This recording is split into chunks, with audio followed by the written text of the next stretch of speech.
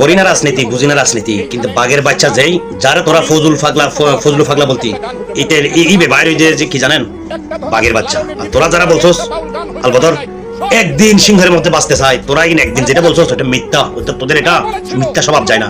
বাঘের বাচ্চা যেই এটা দেখা দিছে সংসদে, বাঘের বাচ্চা এখনো বাঁচিয়ে আছে দেশে। দেখুন 5 আগস্টের পরে কি হলো, এইখানে ইউনূস সরকার ছিল, আমি শিল্পকলার সামনে থাকি, একটা গান হইতে পারে নাই, একটা নাটক হইতে পারে নাই, একটা লালনের গীতি হইতে পারে নাই, একটা বাউল গান হইতে পারে নাই, সবকিছু কালো শক্তি ধ্বংস করে দিয়েছিল। তারা বলেছিল কোন মুক্তিযুদ্ধ হয় নাই, 47-এর যুদ্ধ হয়েছে, আর 24-এর যুদ্ধ হয়েছে, আর 71-এ গন্ডগোল হয়েছে। সেই দিন মুক্তিযোদ্ধা হিসাবে আমি বলেছিলাম, এই আলবদর রাজাকারের বাচ্চারা, এখন কিন্তু ফজলুর রহমানের মতো মুক্তিযোদ্ধারা জীবিত আছে দেশে, মুক্তিযুদ্ধ হয়েছে, মুক্তিযুদ্ধ সত্য, 30 লক্ষ লোক জীবন দিয়েছে, এটাও সত্য। তখন তারা প্রচার করতে শুরু করলো তারা বাংলায় 2/3 মেজরিটি পেয়ে তারা পাস করবে। আমি হতভাগা ফজলুর রহমান বলেছিলাম, আমার যদি মেজরিটি পায় তাহলে আমি 20 খাবো, এই কথাটা আমি বলেছিলাম, 20 খাবো, হ্যাঁ কথাটা সত্য আমি বলে যাচ্ছি।